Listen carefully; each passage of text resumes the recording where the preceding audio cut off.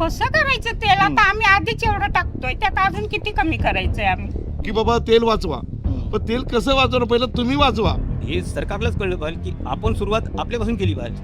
10 रुपयाचा तेल नेतोय ना कालून करतोय. काय सांगता? तर मोदींच्या पाठीमागे जेवढ्या गाड्या आहेत ना त्या पहिल्या गाड्या बंद कराव्या लागतील. आता जे 1.5 लाख रुपये भाव सोन्याचा चाललंय डायरेक्ट 4,000 रुपये वारा आणणार का? नाही आणणार. आणि मग उठा के झोलला चल पडा वो तो चल पडेगा उसको तो संसार है नहीं. आता सोनं घ्यायची लायक बी नाही ना, जगण्याची बी लायकी राहिली बी नाही. असं नका खरं म्हटलं तर एवढं वैतागलेत आता माणसं. नाही. या महागाई कमी केली पाहिजे लोकांनी महागाई. जेव्हा- जगायचं कसं गरिबांनी? एखादा माणूस सोन्यापासून सुरू झालेला विचार हा जगण्यापर्यंत नेतो आता काय करायचं? आणि जेव्हा प्रतिक्रिया येते की जगण्याचीही लायकी काय राहिलेली लायकी नाही, हो ना. असं तेव्हा कुठेतरी काहीतरी गोंधळ आहे, गडबड आहे, चुकीचं आहे 4 दिवस जगण्यापेक्षा 2 दिवस गेलेलं बरं. असं म्हणावं लागेल. आणि टळायचं रे बाबा पुढे जाऊ. संसाराचं. बस झाली संसार.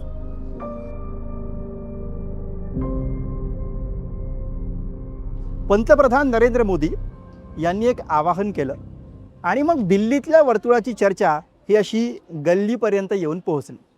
आणि ती चर्चा नेमकी कशी पोहोचली आहे, तिचं स्वरूप काय आहे, हे सगळं समजून घेण्यासाठी मी मुंबईतल्या एका गल्लीमध्ये आहे आणि इथे लोकांना बोलतं करण्याचा प्रयत्न केला आहे. या व्हिडिओमध्ये लोक मनातलं बोललेत, मनापासून बोललेत आणि फार महत्त्वाचं बोललेत जे आपल्याला समजून घ्यावं लागेल. त्यासाठी हा व्हिडिओ शेवटपर्यंत बघा.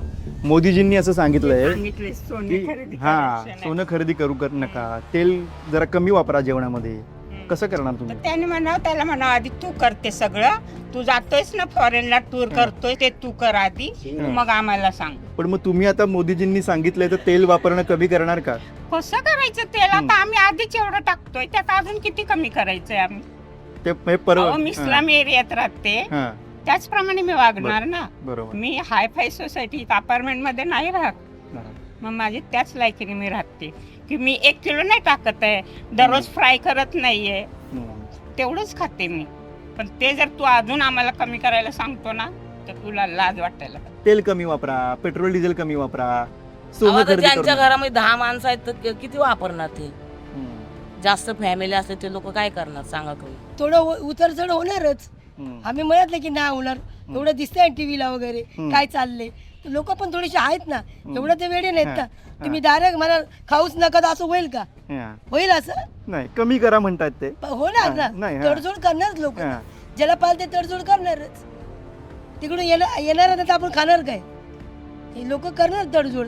तुम्ही पाकच बंद करा मला ते कसं होईल? पण जेवणात तेल कमी वापरून चालेल का? नाही जमणार. तेल कसं वापरणार सांगा ना. खाटल्या गाज कसं तेल कमी चालणार वापरून? तळलेलं खाऊ नका हो, भजी खाऊ नका, वडे खाऊ नका. परवडलं पाहिजे ना. रोज कोण खाणार तेल भजी पापड थोडी रोज कोण खातंय? हम्म. माझ्यातून एक टाइम तो माणूस तळून खाणार ना. मग घरी तेल बिल जरा कमी केलं की नाही वापरायला? परवा सांगितलंय सर्वच कमी केले ना. सर्वच कमी करून टाका. हा. आज गॅस इतका वाढलेला, 25 दिवसांनी गॅस भेटतो. 11 माणसाच्या फॅमिलीमध्ये 25 दिवसाचा गॅस असल्यावर तो गॅस 10 दिवसामध्ये संपला जातो. व्हायलाच पाहिजे ना. आता थोडासा कुठल्या ना कुठे काटकसर माणसाने केलं पाहिजे ना. हं. तेल असू काय असू पैसे असू बरोबर. ते बोलतात तर त्यांनी हं. आता एवढे मोठे पंतप्रधान आहेत हं. तर त्यांचं ते ऐकलं पाहिजे लोकांनी ना. भाजी काय बिनत्याला ती खायची हं. मग आता काय बोलायचं? हा, म्हणजे तेल कमी वापरा म्हणताय तर शक्य आहे का? तुम्ही जेवण बनवत असाल कसं करणार? मग काय बोलायचं त्यामध्ये? तुम्ही बोला ना, तुम्ही तेल कसं कमी वापरणार? शक्य आहे का तुम्हाला? मोदीजी सांगतायत पण तुम्हाला शक्य आहे का? असंच बोलू. हा, असं बोला. हां. हॅलो, हां. हां. हे तेल कसं वापरायचं आम्ही? हं. भाजीला चपातीला डाळीला सगळ्याला तेल लागते ना. हं. कसं काय वापरायचं हं. आम्ही? हं. हा हा? आवाज नाही. ते तिथून बोलत नाहीत. आपण नुसते बोलतोय त्यांच्याशी. ते मोदी नाही बोलत, ऐकत नाही ते नंतर बघतील आणि ऐकतील. त्यांच्या पक्षाचे लोक त्यांच्यापर्यंत पोहोचवतील. म्हणजे तुम्हाला प्रॉब्लेम आहे, कळला ना? हो. ही अशी भोळी माणसं आहेत. त्यांना इथून आवाज थेट आपल्या सरकारपर्यंत, मोदींपर्यंत जातो असं वाटतं. तर ते समजवणं कठीण आहे. पण लक्षात घ्या, लोकांची भावना आहे. लोकांना हे सांगायचं आहे की आधीच आम्ही महागाईमध्ये जगतोय, कसे तरी दिवस काढतोय. त्यात जर तुम्ही तेल वाचवा, हे करा असं आम्हाला सांगताय, मी भाजीला काय वापरू? हे यांचे प्रश्न आहेत, ते संपत नाहीत. काम करतोय. कामाचे, रोजगाराचे सगळे प्रश्न आहेत जे या निमित्तानं, काटकसरीच्या निमित्तानं, मोदींच्या आव्हानाच्या निमित्तानं मांडण्याची एक स्पेस त्यांना मिळाले. पुढे जाऊ. तू पण काय रे भजी वडापाव वगैरे खात नाहीस ना? हां, मग ते तेल जास्त वापरतील तू भजी वडापाव खायला गेलास तर, बरोबर की नाही? खात आहे ना? खोटं बोलतो, जाऊ दे, खोटं नको बोलू. चल भजी वडापाव जरा कमी करून टाक, तेल वाचवायचं आपल्याला. तर या सगळ्या प्रतिक्रिया आहेत. पुढे जाऊ. सोनं पण खरेदी करू नका म्हणाले वर्षभर. आज सोन्याचं वार कोणी केलंय एवढं? म्हणजे सोन्याची किंमत मोदींमुळेच वाढली असं म्हणताय तुम्ही? मी असं काय बोलत नाहीये. हां, मी पण कोणाला कशामुळे दोष झाली? देते ते आता ते सरकारच जाणू शकतात ती कशामुळे? कशामुळे वाढलेली आहे. आम्ही तर काय, आम्ही जनता, आम्हाला काय पब्लिक बस म्हणलं तर बसायचं आणि उठ म्हणलं तर उठलं का? आम्ही सरकारच्या बोलण्यावर चालतोय ना आता सध्या. आमची मर्जी आहे का त्याच्यामध्ये? काय नाही. आणि आमची मर्जी विचारणार कोणच नाही. आम्ही हे विचारतोय ना तुम्हाला. असं तुम्ही विचारलं का आम्ही जे बोल आमची मर्जी चालणार का? नाही चालणार. आम्ही बोललो आता जे 1.5 लाख रुपये भाव सोन्याचा चाललंय डायरेक्ट 4,000 रुपये आणणार का? नाही आणणार. फक्त बोलणार. तुम्ही बोला, तुमचं आम्ही ऐकतोय. फक्त ऐकायचं, इकडून सोडून द्यायचं. मग काय? ही परिस्थिती आहे. लोकांना असं वाटतंय आपल्या मतांना काही किंमतच नाहीये. आपण जी मतं निवडणुकीत देतो त्या मतांना किंमत आहे, ती चुकीची झालीत असंही त्यांना वाटतंय. पण आपली जी मतं आहेत, आपले जे ओपिनियन्स आहेत, ते कुणी ग्राह्य धरत नाही, त्याच्यावरती कुणी अंमल करत नाही आणि त्यातनं सगळी निर्माण झालेली परिस्थिती आहे. अशी ही जनतेची भावना आहे. पुढे जाऊ. आहे की ते आमच्याकडे जास्तीत जास्त 3 ते 4 तोळे असेल. त्याच्यावरती आमच्याकडे लॉकर नाहीये भरून ठेवलेले. तुझ्याकडे तू गिफ्ट घेतोस ना, ते पण सोन्याचे हार घेतो मोठे मोठे. लाज वाटते का तुला? तू आम्हाला सांगतो सोने खरेदी करू नका. आमच्याकडे किती सोनं असेल असं? आम्ही ह्या एरियात राहतो, किती सोनं असेल आमच्याकडे? आणि तरी तू सांगतो सोने खरेदी करू नका. त्यातून तू काय मिळवणार आहेस? गरीबाची ऐपत आहे का घ्यायची 1.5 लाख म्हणल्यावर? सोनं किती महाग झालंय. पगार पाहिजे ना भरपूर. मग गव्हर्नमेंट सर्व्हिस आहे का कुणाला? आता सीझन आहे लग्नाचं ना, लोक थांबतील आपलं ऐकून. पण ते काय म्हणतायत, तुम्ही देशभक्ती दाखवण्याची तुमच्याकडे संधी आहे अरे का? आम्हीच दाखवली देशभक्ती. तुमच्याकडे काय नाही. पैसे पण बंद करून टाकले. ज्यांना गरज आहे भक्ती आमच्याकडेच आहे काय? सगळं आमच्याकडून घेऊन मग तुम्ही काय करणार? गुजरात हा- सोय करून ठेवली. लोकांचा संताप आहे. ते म्हणतायत की देशभक्ती दाखवण्याची संधी म्हणून तुम्ही म्हणता आम्हाला, पण मग देशभक्ती फक्त आम्हीच दाखवायची का, असा प्रश्न त्या विचारतायत. आमचा बघ बाबा धंदा तेव्हा पोटावला धंदा, हातावला धंदा आहे. 4 सकाळदरनं बसले तर त्याला 4 आण्याचं इकलं नाही अजून. ते बघतो धंदा आहे माझा. त्याला पैसा नाही, सोनं कुठून घ्या? तुम्हीच द्या सोनं असलं तर आम्हाला. काहीतरी कमवू तरी आम्हाला. ते काय म्हणतायत की हे पण करा जरा, तेल भाजीत वापरताना 10 रुपयाचा तेल नेतोय ना कालून करतोय. काय सांगता, काय करायचं? 10 रुपयाचं तेल किती दिवस पुरतं? एका दिवसाचं भेटलं तरी बास. हे बघ आताशी 10 रुपयाची भावानी झाली त्या बाईने. 10 रुपये आले. हा, काय करायचं? तुम्ही लोक काय देणार आहे आम्हाला? देत असेल तर बरंच झालं. सोनं नाणं घेण्याचा तर काही प्रश्नच राहिला नाही ना. हा, मनांद्याला असलेली माणसं करतात सोनं नाणं. आम्ही काय जुने भांडी कामं करून खाणारी जगणं काय करतो सोनं नाणं. आता सोनं घ्यायची लायकी बी नाही ना, जगण्याची बी लायकी राहिली बी नाही. असं नका. खरं म्हटलं तर एवढं वैतागलेत आता माणसं. या महागाई कमी केली पाहिजे लोकांनी. महागाई जेव्हा जगायचं कसं गरिबांनी. एखादा माणूस सोन्यापासून सुरू झालेला विचार आज जगण्यापर्यंत नेतो, आता काय करायचं? आणि जेव्हा प्रतिक्रिया येते की जगण्याची ही लायकी राहिलेली नाही, हो ना. तेव्हा कुठेतरी काहीतरी गोंधळ आहे, गडबड आहे, चुकीचं आहे 4 दिवस जगण्यापेक्षा 2 दिवस गेलेलं बरं. असं म्हणावं लागेल. आणि टळायचं रे बाबा पुढे जाऊ. संसाराचं. बस झाली संसार. पण ते मोदीजी काय म्हणतात की तिकडे इराण इस्रायलचं युद्ध वगैरे ते सगळं आहे. मग तुझ्या पाठीमागे ते मोदींच्या पाठीमागे जेवढ्या गाड्या आहेत ना, त्या पहिल्या गाड्या बंद कराव्या लागतील. हे ज्या पोलिसांच्या गाड्या, दुसऱ्या गाड्या आहेत, त्या गाड्या बंद करा. मग बाकी ऑटोमॅटिक सर्व बंद करतील. जर मोदी सरकारने जर ते स्वतःच्या गाड्या जर नाही बंद केल्या, मग दुसऱ्या काय गाड्या बंद करणार आहेत? मग तेल बचाव कशा काय होणार आहे? तो तेल बचाव बोलतात ना, मोदी सरकार बोलतंय की मोदींनी पण काल, पंतप्रधानांनी काल हे दिलं की बाबा तेल वाचवा.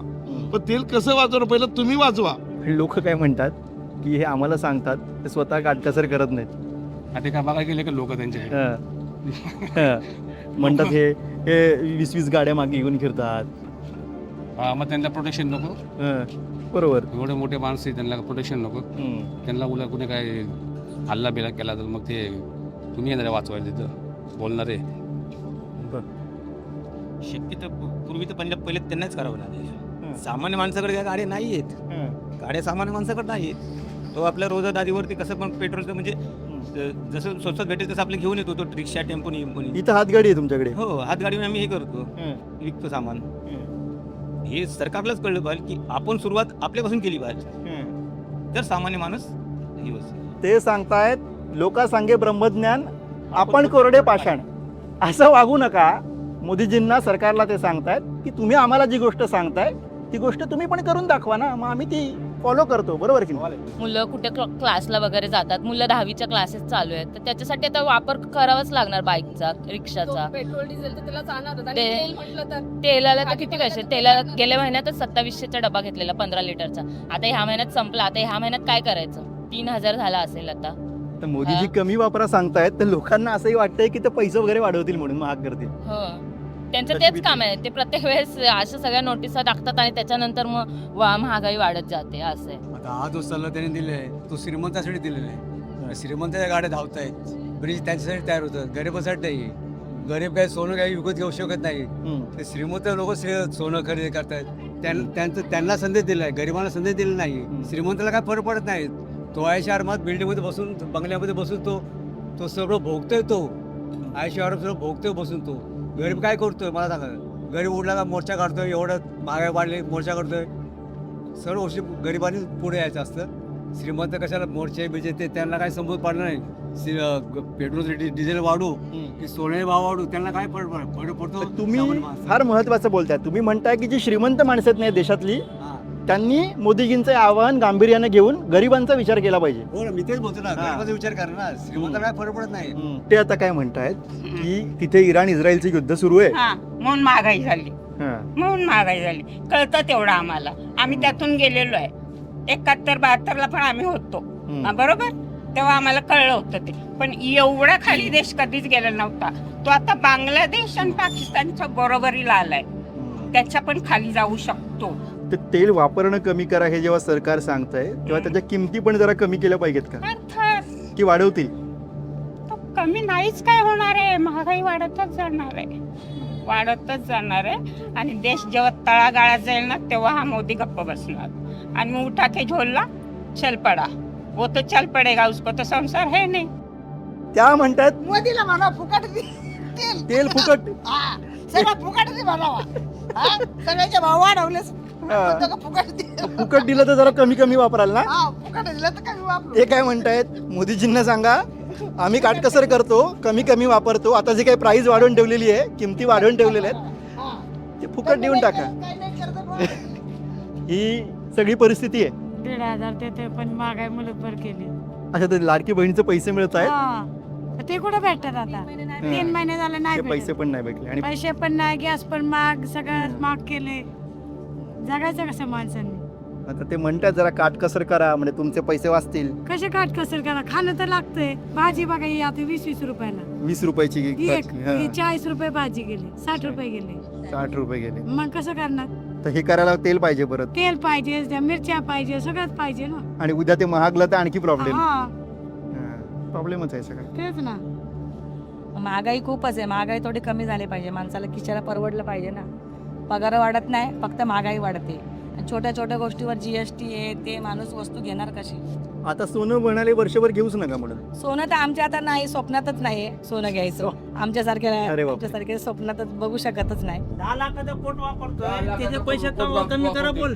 कोण आणि नंतर बोलायचं तेल वापर, तेल कमी कर. हा, लोक काय तेल वापरणार नाही का? तेलाशिवाय काय जीवन आहे का?